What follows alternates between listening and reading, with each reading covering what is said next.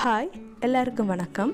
இன்றைக்கி வீடியோவில் நான் ப்ளைனாக இருக்க ஒரு ப்ளவுஸில் எப்படி ஸ்டோன் ஒர்க் போட்டு அதை வந்து கொஞ்சம் கிராண்டான ப்ளவுஸாக பண்ணினேன் அப்படிங்கிறதான் காட்ட போகிறேன். இது வந்து என்னோடய வெட்டிங் ப்ளவுஸ். இதில் வந்து எந்த டிசைனுமே இல்லை, ப்ளைனாக இருந்துச்சு. இப்போது ஆரி ஒர்க் ட்ரெண்டில் போயிட்டுருக்கிறதுனால இந்த மாதிரி ஸ்டோன் ஒர்க் நான் பண்ணலாம் அப்படின்னு யோசித்து இதில் கொஞ்சம் ஸ்டோன் ஒர்க் போட்டு இதை கொஞ்சம் கிராண்டாக காட்டலாம் அப்படின்னு யோசிச்சுருக்கேன். வாங்க அதை நான் எப்படி பண்ணினேன்னு பார்க்கலாம். முதலாவது நான் வந்து ஃபர்ஸ்ட் லேயராக பால் செயின் கொடுத்துருக்குறேன். என்ன கலர் பால் செயின் கொடுத்தேன் அப்படின்னா சில்வர் கலர் பால் செயின். அந்த டிசைனுக்கு வந்து நான் ஃபுல்லாகவே பேக் நெக் ஃபுல்லாக கொடுத்துருக்குறேன்.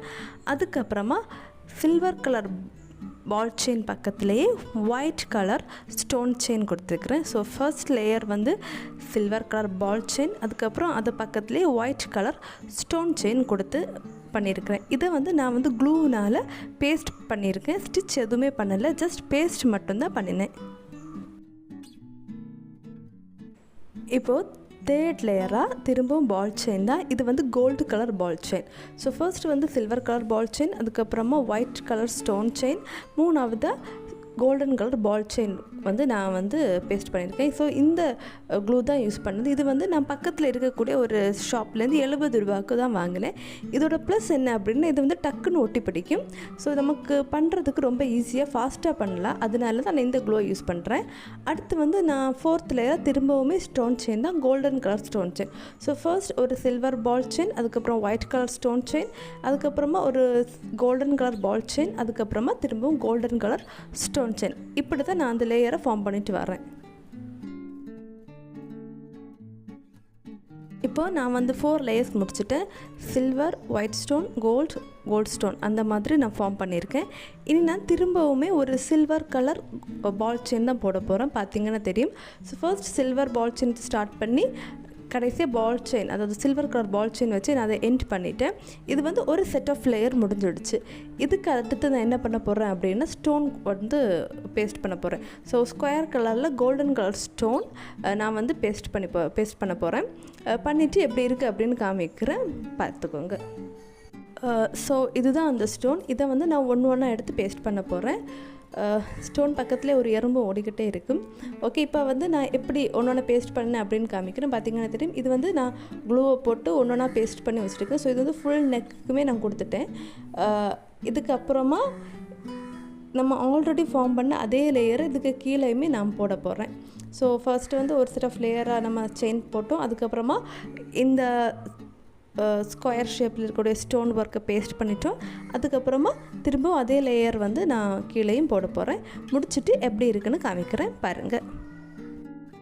ஸோ இவ்வளோ தான் முடிச்சாச்சு. ஸோ ஃபுல்லாகவே நம்ம வந்து பேக் நெக் முடிச்சிட்டோம்.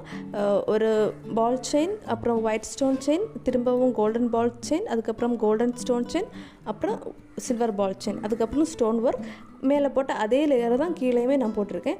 ஸோ இப்போ பார்க்குறதுக்கு ரொம்ப கிராண்டாக அது இருக்குது. உங்களுக்கு வீடியோவில் எப்படி இருக்குன்னு எனக்கு தெரியல, பட் ரியலாக பார்க்குறப்ப அப்படியே ஒரு ஷைனிங்காக இருக்கும். ஸோ பார்க்குறதுக்கும் கொஞ்சம் பெருசாக தான் இருக்குது. ஸோ இவ்வளோ தான். இனி இதே மாதிரி நான் என்னுடைய கழுத்து உள்பாகத்துலேயுமே போட போகிறேன். அதாவது ஃப்ரண்ட் நெக்குக்கு நான் போட போகிறேன். அதுக்குமே நான் போட்டுட்டு எப்படி இருக்குன்னு நான் உங்களுக்கு காமிக்கிறேன்.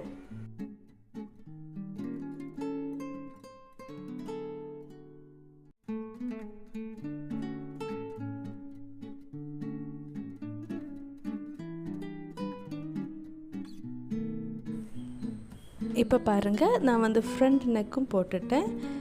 இதே மாதிரி தான் அப்படியே கண்டினியூ பண்ணி நான் வந்து ஃப்ரண்ட் நெக்குக்கும் போட்டுட்டேன். அது ஒரு சைடு மட்டும்தான் போட்டிருக்கேன். அதாவது நம்ம சாரீ கட்டுறப்போ தெரியுற அந்த ரைட் சைடு மட்டும்தான் இந்த டிசைன் நான் கொடுத்துருக்குறேன்.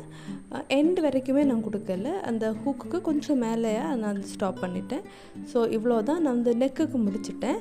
இனி வந்து நம்ம இதே மாதிரி தான், எந்த டிஃப்ரென்ஸுமே இல்லை, இதே மாதிரி கைக்குமே நம்ம பார்டர் கொடுக்க போகிறோம். போட்டுட்டு எப்படி இருக்குன்னு காமிக்கிறேன்.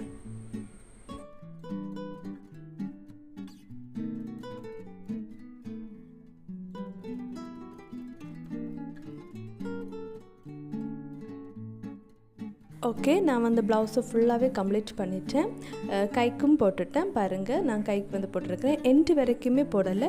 மேபி நம்ம இனி வந்து தையலை வந்து குறுக்கணும் அப்படின்னாலுமே இல்லை போடுறதுக்குமே ஈஸியாக இருக்கும். ஸோ நான் எண்டில் கொஞ்சம் இடம் விட்டுட்டு அதுக்கப்புறம் நான் வந்து கைக்கு போட்டிருக்கிறேன். ஓகே, அவ்வளவுதான். நம்ம ஆல்ரெடி ஸ்டிச் பண்ணி வச்சுருக்கிற ப்ளவுஸில் இந்த மாதிரி நம்ம கற்பனைக்கு ஏற்றது மாதிரி என்ன டிசைன் வேணாலும் நம்ம கொடுக்கலாம். இப்போது இது முடிஞ்சிடுச்சு. இனி இதை நான் பத்திரமா பேக் பண்ணி வைக்கணும். ஆல்ரெடி நான் ஆரி ப்ளவுஸை எப்படி சேஃபாக பேக் பண்ணுறது, எப்படி மெயின்டைன் பண்ணுறது அப்படின்னு ஒரு வீடியோ போட்டிருக்கிறேன். அதோட லிங்கை நான் வந்து டிஸ்கிரிப்ஷனில் கொடுத்துருக்குறேன், பார்க்காதவங்க பார்த்துக்கோங்க. இப்போது இந்த ப்ளவுஸையுமே நான் முடிச்சுட்டு ஸோ அதையுமே நான் சேஃபாக இந்த மாதிரி ஃபோல்ட் பண்ணி வைக்க போகிறேன். நம்ம இந்த மாதிரி ரொம்ப கேர்ஃபுல்லாக மெயின்டைன் பண்ணுறதுனால அதோடைய கலர் வந்து ஃபேட் ஆகாமல் இருக்கும். ஸோ கொஞ்சம் மெனக்கட்டு நம்ம இந்த ப்ளவுஸை வந்து ரொம்ப கேர் எடுத்து பார்த்தோம் அப்படின்னா பல வருஷம் இது வந்து நமக்கு சேஃபாகவே இருக்கும்.